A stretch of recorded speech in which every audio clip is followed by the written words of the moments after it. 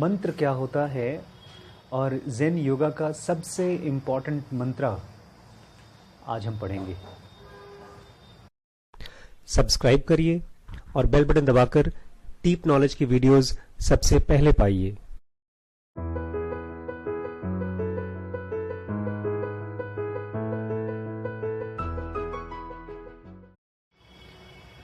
हर religion में मंत्र बताए जाते हैं, मंत्र होते हैं कुछ।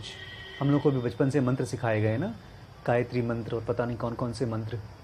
और मैंने बहुत से मंत्र रिपीट भी किए हैं बचपन में माँ बाप के कहने से, लेकिन उसके बहुत रिज़ल्ट आते नहीं थे। खाली एक मन में शांति मिलती थी कि शायद उससे कुछ फ़र्क पड़ता हो। लेकिन जब ज़ेन योगा आई, मुझे बिल्कुल एहसास नहीं था कि मुझे एक बहुत बड़ा मंत्र मिल रहा है। आज हम पढ़ने वाले हैं chapter 17, the purpose of birth and life. What is the purpose of birth and life? क्या पर्पज़ है ज़िंदगी का और पैदा होने का? इसमें कुछ खास मंत्र दिया गया है, और जिसने इस मंत्र को समझ लिया उसको कोई भी स्पिरिचुअल एवोल्यूशन से रोक नहीं सकता। और जिसने इसको नहीं समझा, वो कितना भी कोई भी बड़ा से बड़ा मंत्र रिपीट करे, कभी आगे नहीं बढ़ेगा। इसको बहुत ध्यान से सुनिएगा। जो लोग भी ज़ेन योगा प्रैक्टिस करना चाहते हैं अपनी लाइफ में, बहुत से लोग हैं बोल रहे हैं कि हम सर आपकी बहुत बातें बहुत सुनते हैं और अब हम आसन शुरू करना चाहते हैं, प्राणायाम शुरू करना चाहते हैं। उनको इस चैप्टर से बहुत फ़र्क पड़ेगा, बहुत ही ज़्यादा समझ मिलेगी। इस चैप्टर का हर पैराग्राफ अपने आप में एक कंप्लीट टीचर है। ज़ेन योगा का page number 94, chapter number 17, what is the purpose of life and birth. और ये है क्या? मंत्र। पता है मंत्र क्या होता है? मैं बताता हूँ मंत्र क्या होता है। जैसे आप किसी जंगल में हैं और आपको पता नहीं कि कैसे बाहर निकलना है, आप चल रहे हैं कहीं कहीं तो आप खो जाते हैं। बहुत से लोग जंगल में खो जाते हैं, अक्सर सभी लोग खो जाते हैं। लेकिन मंत्र वो उस रास्ते जैसा है जो आपको आपकी मंजिल तक पहुँचाता है। एक पगडंडी जैसा, खेतों में जहाँ पर आदमी को कुछ नहीं पता चलता तो पगडंडी पकड़ के चलता है। मंत्र वो पगडंडी है, मंत्र वो रोड है जिसको चल के आप चलते हैं और आप भटकते नहीं हैं। लाइफ में भी सुबह से लेकर शाम तक हम लोग जो ज़िंदगी जीते हैं ना, उसमें हम खोए ही रहते हैं, भटके रहते हैं। हमारी 5 सेंसेस हैं, आँख, नाक, कान, मुंह, स्किन वगैरह वगैरह। और सुबह से लेकर शाम तक कभी हमको हमारा स्वाद कहीं ले जाती है, कभी हमारे आँख हमको कहीं ले जाती है, मतलब टाइम हमारा। कभी हम फिल्मों में खो जाते हैं, कभी किसी पार्टीज़ में खो जाते हैं, फिर कभी रिलेशनशिप में लड़ाई झगड़े में खो जाते हैं, कभी करियर में खो जाते हैं। खोना मैं क्यों बोल रहा हूँ? बिकॉज अल्टीमेटली हम उम्र खो रहे हैं इसमें, हमारी एज ख़त्म हो जाती है और हम मर जाते हैं। मरना हमारी लास्ट स्टेज नहीं होनी चाहिए किसी भी इंसान की। अगर मर गया कोई आदमी तो चाहे कितनी भी उम्र में मरा हो, चाहे 100 साल की उम्र में मरा हो, वो अतृप्त आत्मा ही है। तो कैसे हम अपने एंड को पाएं? हमारा एंड क्या है? जो अल्टीमेट स्टेट है, स्पिरिचुअल स्टेट जो भी है हर किसी इंसान का, वो तो मंत्र वो 2 लाइन है जिसके ऊपर आप चलेंगे। इसको ध्यान से सुनिएगा। मैं हर पैराग्राफ को चाहता हूँ मैं पढ़ूँ, उसके बाद आपको अपनी समझ शेयर करूँ। ज़ेन योगा कह रही है, understanding means knowing the purpose और द वाई ऑफ थिंग्स। किसी भी चीज़ को समझना, इसका मतलब क्या होता है कि वो किस लिए है। As contrasted with mere belief which may be based on purely intellectual subconscious data or may have nothing to do with realities. Understanding हमारी विश्वास नहीं है। अगर हम मान लेते हैं कि नहीं, हमारी एक बिलीफ बन जाती है किसी भी चीज़ को देख करके। जैसे आपने किसी को देखा, कोई आदमी अपनी लाइफ को एंजॉय कर रहा है। जैसे कल हमने कोई मूवी देखी, उसमें एक लड़की जो है वो पेरिस घूमने गई थी। उसको देखा तो हमको लगता है यही ज़िंदगी का पर्पज़ है। आपने एक टीवी का प्रचार देखा और उसमें बताते हैं कि your life's purpose is to enjoy your life, to roam around, go for a world tour. तो आपने लाइफ का एक गोल बना लिया, पर्पज़ बना लिया, मेरी लाइफ का पर्पज़ है वर्ल्ड टूर करना। ये आपका पर्पज़ है नहीं, रियलिटी में आपका पर्पज़ नहीं है, लेकिन आपने इसको एक पर्पज़ बना लिया है कहीं किसी चीज़ को देख करके। ये एक बहुत बार जानबूझ के करते हैं और ज़्यादातर अनजाने ही करते हैं। अनकॉन्शियस डाटा हमको फीड किए जाते हैं। टीवी में प्रचार आता है, फिल्म आती है, आपको पता है फिल्में, ज़्यादातर फिल्में यूरोप टूर के ऊपर क्यों होती हैं? क्योंकि लोग बड़े बड़े ये जो देश हैं, यूरोप के देश हैं और अमेरिका हैं, यूएस वगैरह हैं, वो बनाए गए हैं टूरिज़्म के बिज़नेस के लिए, ताकि लोग जाएं वहाँ पर घूमें। और ये आदमी को लगता है कि मरने से पहले एक बार, जैसे नहीं मुस्लिम बोलते हैं कि हम एक बार काबा और मक्का चले जाएं, और हिंदू चाहता है कि एक बार हम मरने से पहले वो 4 धाम कराएं। आज की यंग जनरेशन पता है क्या बोलती है? मरने से पहले एक बार वर्ल्ड टूर कराएं। हमारे भगवान वही हैं, यूरोप के पेरिस के एफिल टावर पे हमारे भगवान कृष्ण वहीं बैठे हैं, उनका अगर दर्शन हो जाए तो ये आया कहाँ से है? ये खुशी भी नहीं है, ये है अनकॉन्शियस डाटा हमारे मन में फीड किया जाता है। फिर जब हम बूढ़े होते हैं, मरते हैं ना, तो हम उन्हीं फ़ोटोज़ को लेकर के बस याद करते रहते हैं और अतृप्त मरते हैं। तो रियलिटी में अंडरस्टैंडिंग क्या है, किसी भी चीज़ को समझने का मतलब क्या है, कि वो क्यों है, उस चीज़ का पर्पस क्या है, ये होता है अंडरस्टैंडिंग। हर चीज़ का कुछ न कुछ खास पर्पस होता है। इस दुनिया में जो भी चीज़ बनी हुई है उसका एक खास पर्पस है, वो जानना होता है अंडरस्टैंडिंग। अगर कोई पूछे आपसे ना कि what is the meaning of understanding, तो उसका मतलब ये है कि कोई चीज़ किस लिए है, ये है अंडरस्टैंडिंग। और जो ज़ेन योगा किताब है, ये किस लिए है? This book is devoted to practices, कुछ खास प्रैक्टिसेस बताने के लिए है, कुछ खास डिसिप्लिन्स बताने के लिए है, और मेथड्स विच इफ़ फॉलोड, जिसको अगर आप फॉलो करते हैं सिंसियरली एंड रेगुलरली, ईमानदारी से और रेगुलरली, क्या होगा? Will bring any human being to the verge of critical certain stage. किसी भी इंसान को, कोई कितना भी बड़ा पापी हो, कोई कितना भी कैसा भी इंसान हो, उसको क्रिटिकल सर्टेन स्टेज के वर्ज पे ले आएगा। वर्ज मतलब कोने पे। उसके बाद उसको कुछ करना नहीं है। क्रिटिकल सर्टेन स्टेज मतलब वो सबसे हाईएस्ट स्टेज जो आदमी पा सकता है। अगर इस बुक को फॉलो किया, इसके प्रैक्टिसेस को फॉलो किया ईमानदारी से, तो वहाँ तक आप पहुँच सकते हैं। टीचर कैसा होना चाहिए? टीचर क्या होता है? ज़ेन योगा कहती है टीचर्स आर रेयर, बहुत कम होते हैं दुनिया में teachers.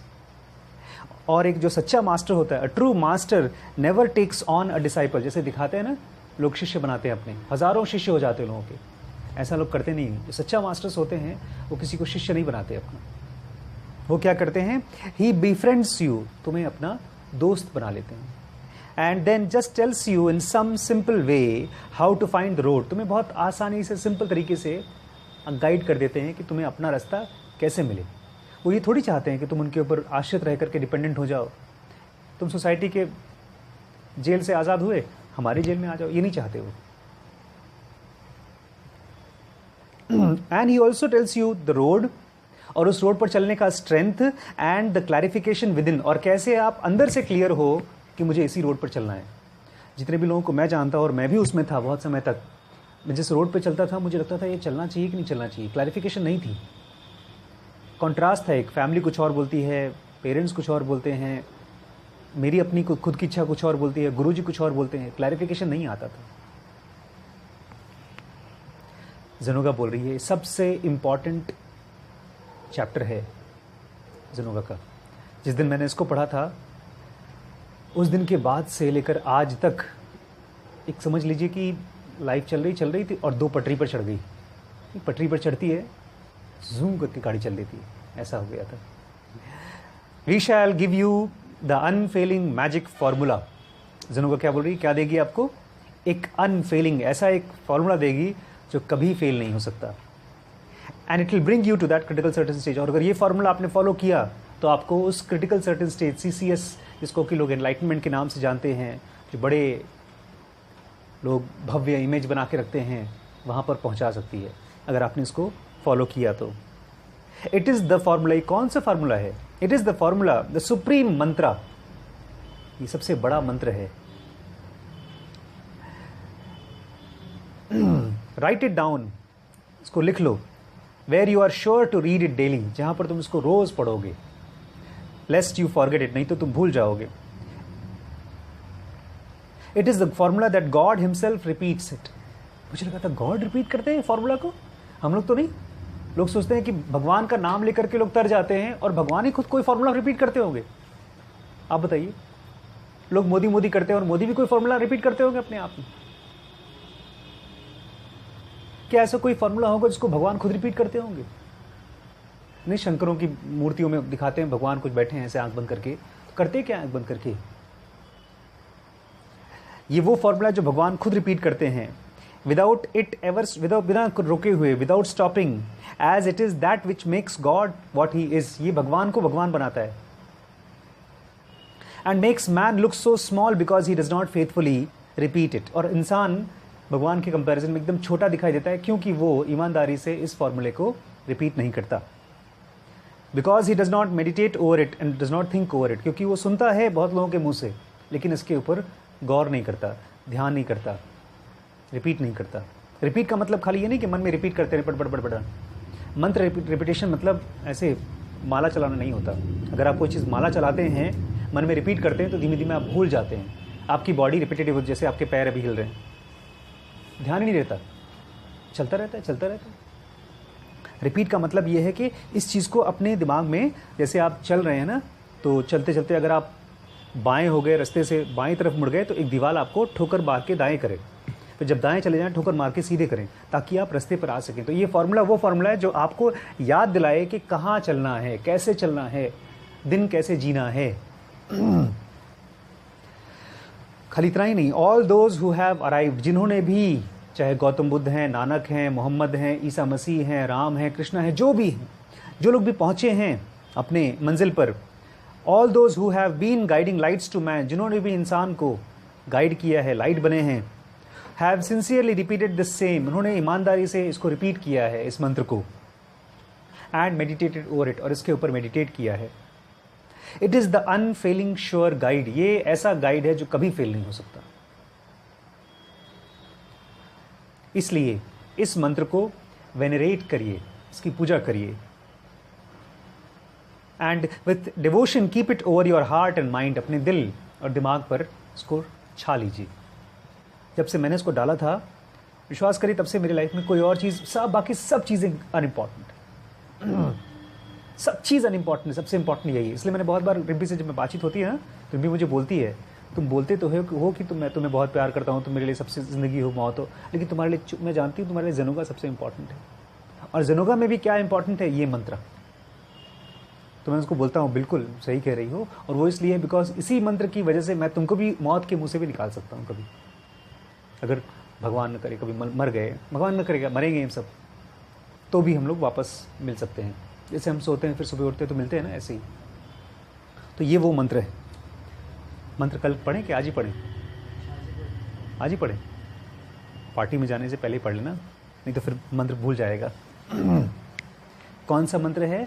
It is this, what is the purpose of life and birth, इस जिंदगी का और इस जन्म का पर्पस क्या है। मंत्र हो गया। इसको थोड़ा समझाया है ज़ेनोगा ने, इसको कैसे यूज़ करना है। वेन यू से समथिंग, जब भी तुम कुछ बोलते हो किसी से, वेन यू हियर और रीड समथिंग, जब भी तुम कुछ सुनते हो और क्या कुछ पढ़ते हो, वेन यू प्रैक्टिस और थिंक समथिंग, कुछ प्रैक्टिस करने की सोचते हो या कुछ करने की सोचते हो, यू डू और इंटेंट टू डू समथिंग, कुछ भी, नौकरी चाकरी, लड़ाई झगड़ा, मारपीट, जो कुछ भी करना चाहते हो या करने की सोचते हो। वेन यू आर पजल्ड और बैफल्ड, जब भी तुम कन्फ्यूज होते हो लाइफ में, ये बैफल्ड होते हो, और यू हेजिटेट और यर्न, तुम कुछ चाहते हो या हिचक रहे हो कि मैं करूं कि ना करूं, और whenever you wish to know what is good और बैड, जब तुम जानना चाहते हो कि सही गलत क्या है मेरे लिए, whenever you want to know what is right और wrong, whenever you want someone, whenever someone urges और एडवाइजेज यू, जब भी कोई और तुमको गाइड करे, तुम्हें ये नहीं करना चाहिए, ये करना चाहिए, वेन एवर समवन लीड्स और फिलोसोफाइजेज यू, जब भी कोई तुम्हारा गुरु बनने की कोशिश करता है, आस्क, पूछो, व्हाट इज द पर्पस, क्यों करूं मैं, डज दिस, जो मैं करूंगा, उस आदमी की सलाह मान करके जो मैं करूंगा या जो मैं करना चाहता हूं वो, does this whatever I am doing, जो मैं करूंगा, take me nearer to that purpose, मुझे मेरे पर्पस के नज़दीक लेके जाएगा, और टेक मी अवे, या मुझे उससे दूर लेके जाएगा। Does it create a wall और रिमूव अ वॉल, इसको करने से, मान लीजिए मैं आज डिसाइड कर रहा हूँ कि मैं चोरी करना चाहता हूँ, छोटी सी चोरी करने वाला हूँ, बहुत छोटी सी, तो उस छोटी सी चोरी करने से मैं अपने स्पिरिचुअल पर्पस के नज़दीक पहुँचूंगा या दूर पहुँचूंगा। इसको करने से मेरे और मेरे पर्पस के बीच में दीवार खड़ी होगी या दीवार ख़त्म होगी। Will this take me away और does it create a wall and remove the wall, मुझे दूर ले जाएगा मेरे पर्पस से या मेरे उसके बीच में दीवार खड़ा कर देगा। Does it leave me where I am, या तो जब मैं करता हूं इस काम को, बहुत बार हम ऐसा करते हैं ना, टीवी देख रहे हैं या बिन भूख के खाना खा रहे हैं, उसको करने से मैं जहां पर हूं वहीं रहूंगा या जैसा मैं हूं वैसा ही रहूंगा, will there be some progress, या उससे कुछ प्रोग्रेस होने वाली है। बिकॉज ढेर सारी चीजें जिन्होंने बताई करने के लिए, हम उन सब चीजों को नहीं करेंगे, और बहुत सी चीजें जिन्होंने बताई हैं नहीं करने के लिए, हम उन सबको करेंगे। और वो इसलिए बिकॉज हम अपने मन में उस काम को करने से पहले ये सवाल नहीं पूछेंगे कि क्या मुझे करना चाहिए। हम फ़ोन हमारे हाथ में आ गया, हम देख रहे हैं, मूवी देख रहे हैं, तो मुझे पूछना होगा अपने आप से, क्या मैं ये करूं, इसको करने से क्या मेरी प्रोग्रेस होगी। बहुत पुराने वर्ड हैं जिन्होंने पाकिस्तान बनाया था। पाकिस्तान का मतलब मालूम है आपको? पाक मतलब है पवित्र। तो एक उस राइटर ने कुछ कहा था, अभी मैं बताऊंगा, उसके पहले एक बड़े अच्छे तरीके से बताया उन्होंने। ज़नोगा कह रही है, we must, if you must defame someone, जैसे किसी की बुराई करनी है, किसी के बारे में कुछ बुरा कहना है, डू नॉट से इट, उसको बोलो मत, लिखो, write it on the sand near the water's edge, वहां लिखो, पानी के किनारे, समुद्र के किनारे, रेत पर। क्यों रेत पर? क्यों? ताकि वो मिट जाए। We say to you dear reader, do not say this formula, only write it, इसको, इस फॉर्मूले को भी बोलो मत, इसको लिखो, लेकिन कहां पर? Not anywhere, right it in your hearts and minds, अपने दिल में और दिमाग में लिख लो, अपनी टंग पर, अपने ब्राउ पर, ताकि कोई भी आदमी, सो दैट वेन एवर और anyone wants to speak to anything to you, तुमसे कोई भी चीज कुछ बात करना चाहे, it will always be spoken first. तुमसे कोई आदमी बहस कर रहा है, उस बहस का आंसर देना है, उस बहस में और आगे बढ़ना है, इसके पहले आपके दिमाग में सेंटेंस चले, क्या कि इस बहस से मैं अपने पर्पस के नज़दीक पहुंचूंगा या दूर पहुंचूंगा। तो उस बंदे को राम राम करो। तुम्हें किसी की हेल्प करनी है, उस हेल्प से अपने मन में पूछो, इस हेल्प से क्या मैं अपने पर्पस के पास पहुंचूंगा या दूर पहुंचूंगा। तो जो भी आदमी तुमसे कुछ भी बात करना चाहे, ये चीज़ तुम्हारे मन में सबसे पहले आना चाहिए। This should be the first thought whenever you want to yearn for anything. तुम डिसाइड कर रहे हो कि नहीं, मैं पॉलिटिक्स पे जाना चाहता हूँ और मैं बहुत पैसा कमाना चाहता हूँ, जो भी चीज़ आप यर्न कर रहे हो, उस यर्निंग के पहले ये क्वेश्चन पूछो अपने आप से, क्या ये यर्निंग, क्या जो चीज़ मैं पाना चाहता हूँ, उसको पाने से मैं अपने पर्पस के पास पहुँचूंगा या दूर पहुँचूंगा।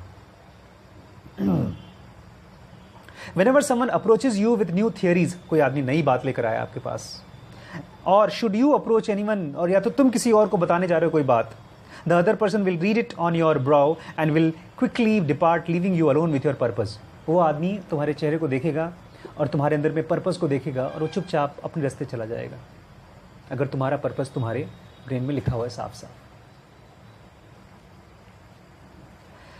इस दुनिया में नथिंग मैटर्स, कोई चीज़ से कोई परवाह नहीं पड़ता in this life and this world. All that matters is a life well lived. एक अगर सही तरीके से ज़िंदगी जी गई हो तो वही सबसे इंपॉर्टेंट होती है। A life so well lived, एक ज़िंदगी एकदम ऐसे तरीके से जी गई हो, in every step, in every breath, that there itself is the purpose of life and birth translated. लोग बोलते हैं, अच्छा सर मैं प्रैक्टिस चालू करूँ, अब मैं कल से आसन शुरू करूँ, मैं क्या करूँ?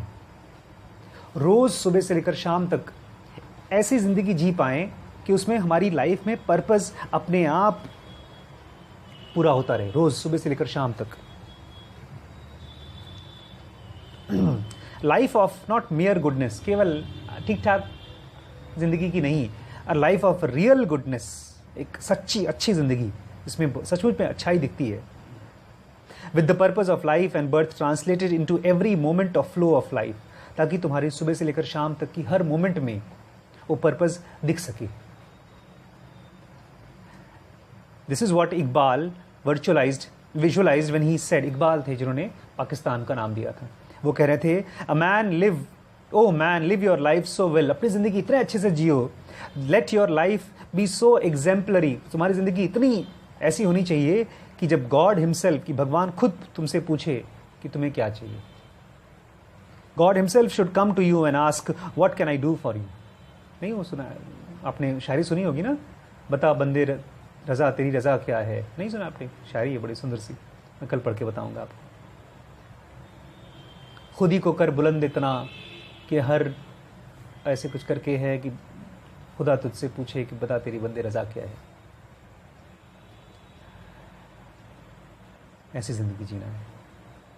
अभी और पढ़ेंगे, अभी 2 पेज और है। फ्रेंड्स, अगर आपको पसंद आया हो तो ये नीचे रेड कलर का सब्सक्राइब बटन है, आप उसको दबा देंगे और एक बेल बटन आता है ब्लैक कलर का, उसको प्रेस कर देंगे तो ये वीडियोस आपको फटाफट आपके अकाउंट में पहुंच जाएंगे।